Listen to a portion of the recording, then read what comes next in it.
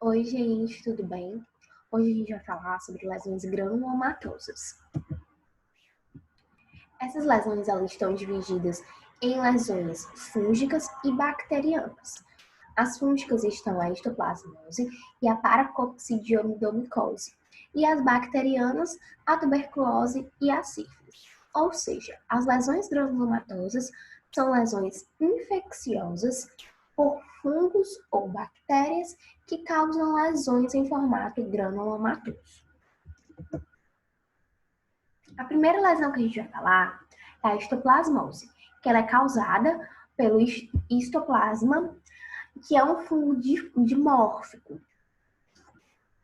Ou seja, esse fungo ele cresce com uma levedura na temperatura corporal do hospedeiro.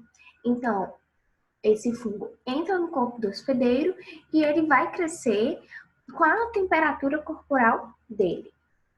A histoplasmose ela acontece principalmente em áreas úmidas que têm solos enriquecidos por excrementos de pássaros ou morcegos. E a infecção acontece devido à inalação de esporos aéreos dos fungos, que esses esporos eles acabam penetrando as passagens terminais dos pulmões e germinam naquele local, fazendo com que haja a proliferação daquele fungo dentro do hospedeiro. A histoplasmose, ela geralmente é assintomática e a expressão da lesão, ela vai depender da quantidade de esporos que foi inalado, do sistema imunológico do hospedeiro e da cepa do fungo. Então, a gente tem três coisas para garantir como vai ser a expressão da doença em cada hospedeiro, que é a quantidade de esporos, o sistema imunológico e a cepa do fungo.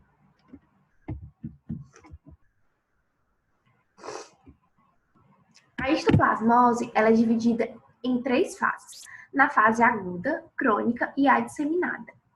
Na histoplasmose aguda, há uma infecção pulmonar autolimitante.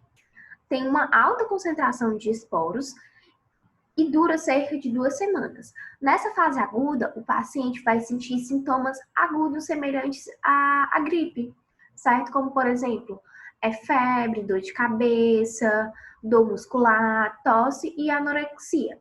Já na crônica, esse fungo ele vai afetar inicialmente os pulmões e vai afetar principalmente homens brancos, idosos e pacientes imunossuprimidos. E a apresentação clínica dele é semelhante à tuberculose, diferente da fase aguda, que é semelhante a uma gripe. Aqui, na crônica, quando a gente diz que apresenta-se semelhante à tuberculose, quer dizer que o paciente vai sentir sintomas mais graves, como uma tosse mais grave, uma perda de peso, febre, dispneia, uma dor torácica de tanto tossir, uma fraqueza e a prostrução do paciente, certo?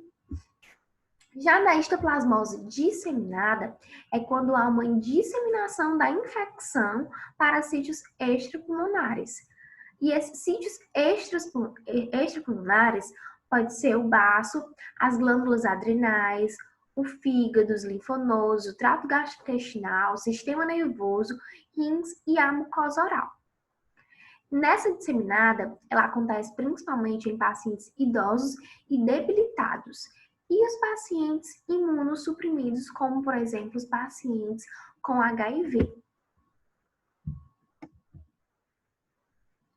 As lesões orais da histoplasmose, elas são caracterizadas por uma úlcera solitária com dor, margens firmes e elevadas, ou lesões eritematosas, brancas ou com superfície irregular, certo? E vai afetar mais comumente a língua, palato e mucosa jugal. Então, as lesões orais que vão aparecer podem ser somente uma úlcera, mas vai apresentar dor, vai apresentar margens firmes e elevadas. Ou pode ser somente uma placa branca ou vermelha com uma superfície bem irregular. Mas o mais comum mesmo é o aparecimento de uma úlcera solitária com essas margens firmes e elevadas. O diagnóstico da histoplasmose é feito através da identificação histopatológica dos micro-organismos e por testes sorológicos, quando a gente vai avaliar anticorpos e antígenos. E o tratamento na fase aguda não vai requerer tratamento, porque é autolimitante, vai se resolver sozinho. Mas se o paciente já se apresenta numa fase crônica da doença, então é indicado anfotericina B intravenosa, itraconazol para pacientes imunocompetentes, cetoconazol ou fluconazol. Agora a gente chega no paracoco. Essa doença a gente já viu lá na época de microbiologia, é aquela doença da cabeça do Mickey, certo? É essa doença aqui. Nela, a gente tem uma grande característica que o tatu ele vai atuar como reservatório para o causador da doença. Então, o tatu ele serve como reservatório e ele dissemina o micro-organismo pelo ambiente. Através dessa disseminação, aí que o ser humano pega se infecta por esse micro-organismo, tá? Mas o tatu, ele tem uma grande importância por servir como reservatório.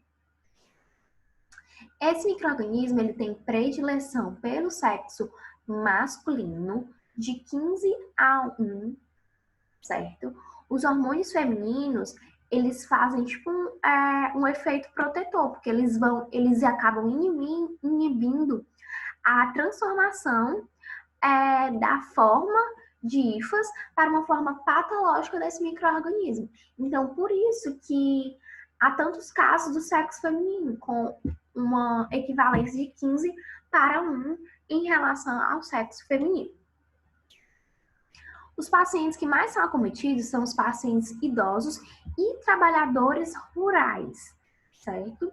E ela apresenta-se inicialmente com a infecção pulmonar, após a exposição aos esporos, e pode ser disseminada por via hematogênica ou linfática. A lesão oral do paracoco, ela é úlceras muriformes na mucosa alveolar, gengiva e palato. E mais de uma área da boca é afetada. Como vocês podem ver aqui na foto, tem esse aspecto de pontinhas vermelhas, uma área muito extensa da boca. E sempre vai ter esse relato que o paciente é um trabalhador rural, certo? Então, façam essa relação entre o aparecimento desse tipo de lesão, que é uma lesão ulcerada, mas tem essas pontinhas vermelhas, que a gente chama de úlceras muriformes, certo? Sempre em mucosa alveolar, gengiva e palato, mas pode aparecer tanto só em um local, como em outros locais. E a gente faz o diagnóstico de paracoco. E o tratamento para casos leves ou moderados é o uso de sulfonaminas, e em casos graves, anfotericina B, e em casos que têm risco de morte, o médico faz o uso de itraconazol e cetoconazol. A tuberculose é outro tipo de infecção, é uma infecção bacteriana, certo? Ela é causada pelo Mycobacterium tuberculosis. Ela acontece devido à disseminação direta, ou seja, ela acontece devido a gotículas respiratórias do paciente com a doença ativa. Um paciente com tuberculose ativa espirra, tosse e as gotículas dele, as gotículas respiratórias, são expostas no ar e são elas que são responsáveis por causar a disseminação da doença. A tuberculose ela é conhecida por ser uma infecção oportunista, que é muito comum em pacientes com AIDS. A gente tem 3 tipos de tuberculose: a primária, a secundária e a miliar. A tuberculose primária, ela acomete indivíduos que ainda não foram expostos, ou seja, que ainda não tiveram tuberculose. É a primeira vez que o paciente está apresentando um quadro de tuberculose. Ela acomete somente os pulmões. Acontece uma disseminação direta, né, por meio das gotículas respiratórias dos pacientes com uma doença ativa. a formação de nódulos localizados, fibrocalcificado no sítio inicial do desenvolvimento. E essa tuberculose primária, ela é assintomática ou o paciente somente vai sentir uma febre. Já a tuberculose secundária, ela acontece em pacientes que já tiveram a tuberculose primária. E ela está numa fase de reativação do micro-organismo devido a um comprometimento da defesa do hospedeiro. O indivíduo, ele foi previamente infectado, como já mencionei, e os sintomas que mais aparecem nessa tuberculose secundária é febre baixa, mal-estar, anorexia, perda de peso, sudorose noturna e tosse produtiva. E as lesões da tuberculose secundária vão estar no ápice pulmonar, mas se propagam para outros sítios através da via sanguínea e linfática. Quando acontece essa disseminação, essa propagação dessas lesões, a gente chama de tuberculose miliar. Essa tuberculose miliar é quando há uma disseminação difusa pelo sistema sanguíneo dessas lesões e a formação de vários pequenos focos múltiplos de infecção. Ou seja, acaba causando uma tuberculose extrapulmonar, lá no sistema linfático, na pele, no sistema esquelético, no sistema nervoso, nos rins, no trato gastrointestinal e na região de cabeça e pescoço, que é mais afetado os linfonodos, laringe, cavidade nasal, nasofaringe e a cavidade oral. As lesões orais, elas são raras, acontecem até somente 5% dos casos, mas quando aparecem, elas são formadas por úlceras crônicas indolores ou áreas nodulares ou leucoplasias firmes. Mas normalmente, realmente, são úlceras crônicas indolores. E a maioria representa uma infecção secundária do foco pulmonar inicial.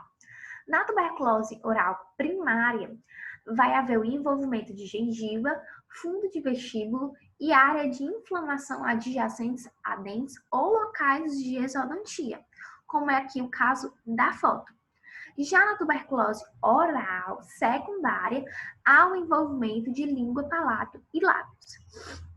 Então, foque que apesar das lesões orais serem raras, quando elas acontecem, aparece uma ulceração crônica e indolor.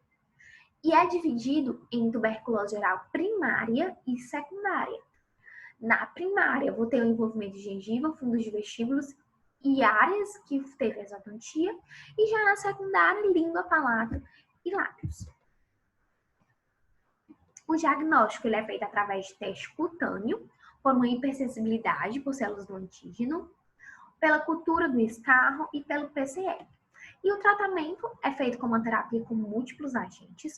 2 ou mais drogas ativas são usadas no tratamento desses pacientes e esse tratamento dura meses ou anos.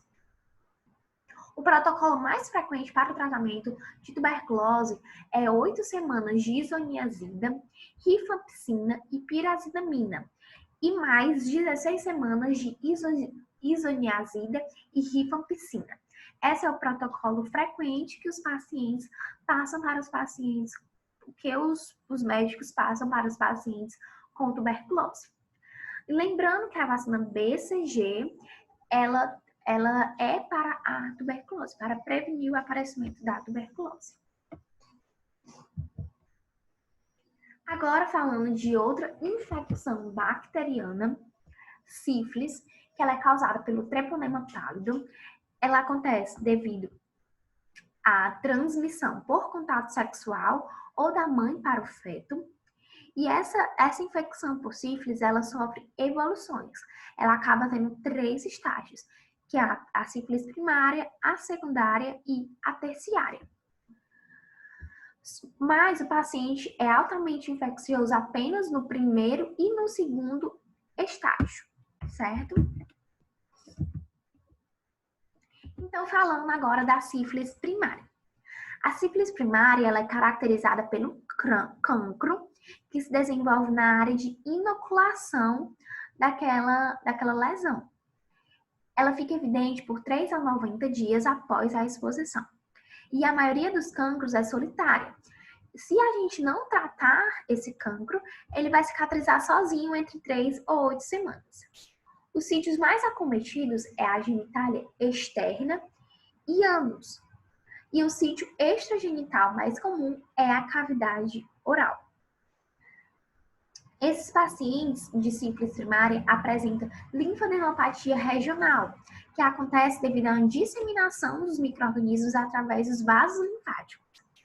E a lesão oral característica da sífilis primária é o aparecimento de úlcera de base clara e indolor, como é aqui que está mostrado na foto, certo? Então, sífilis primária, o que é que a gente tem que entender? Que ela é caracterizada pelo cancro, que vai se desenvolver na área de inoculação, que esse cancro é solitário, que essa sífilis primária vai acontecer lá na genitália, ânus e cavidade oral. Os pacientes vão apresentar linfadenopatia regional e que a lesão oral é uma úlcera de base clara e indolor. Já a sífilis secundária, ela é uma disseminação da infecção que acontece de 4 a 10 semanas após a exposição. As lesões elas podem aparecer tanto antes da resolução completa da lesão primária e elas são geralmente lesões múltiplas, que têm resolução espontânea dentro de 3 a 12 semanas. Os pacientes eles apresentam sintomas sistêmicos, como a linfadenopatia indolor, dor na garganta, mal-estar, cefaleia, perda de peso, febre e dor musculoesquelética. E há também a presença de erupções cutânea maculopapular difusa e indolor, que dissemina por todo o corpo, como tem mostrado aqui na foto. O corpo do paciente fica cheio dessas erupções cutâneas, né, dessas pápulas no corpo. E além disso, também aparecem essas máculas papulares na cavidade oral, certo? A gente tem nessa sífilis secundária loese maligna, que é uma forma explosiva e mais disseminada da sífilis secundária, que vai acometer os pacientes imunossuprimidos. Esses pacientes eles vão relatar febre, dor de cabeça, mialgia e formações de úlceras necróticas na face e no couro cabeludo. Ainda falando da sífilis secundária, na cavidade oral, há a presença de áreas de zonas de mucosa sensível e esbranquiçada, certo? Que podem se fusionar e formar necrose epitelial e acomete mais a língua, lábios, mucosa e palato. Nessa primeira foto aqui de cima, a gente mostra essa placa mucosa, que é essa mucosa sensível e esbranquiçada na região de cavidade oral. Nessa cavidade oral também pode aparecer pápulas fênticas, que são placas mucosas elevadas sobre a dobra da comissura labial. E há o surgimento do condiloma lata, que também é uma característica da sífilis secundária. Condiloma lata, que são lesões papulares que vão lembrar papilomas virais. E eles são nódulos endurecidos e papilares que acometem a língua, como está representado na figura 2. A sífilis terciária é uma fase livre de lesões e sintomas, é o período de latência que pode durar de 1 a 30 anos, certo? Mas há o comprometimento do sistema vascular e do sistema nervoso, há lesões oculares e focos dispersos de inflamação granulomatosa, que é a goma. Essa goma é uma lesão endurecida, nodular ulcerada, que pode causar extensa destruição tecidual. As lesões orais que acometem a sífilis terciária acometem principalmente a língua e o palato.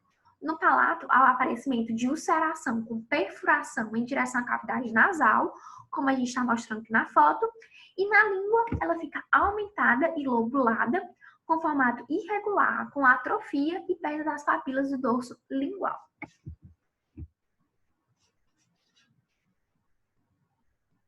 A gente também tem a sífilis congênita, que é aquela sífilis que é passada de mãe para filho, certo? Nessa sífilis congênita, a gente tem a tríade de Rutsch, que que é os dentes, a ceratite ocular e a surdez, tá?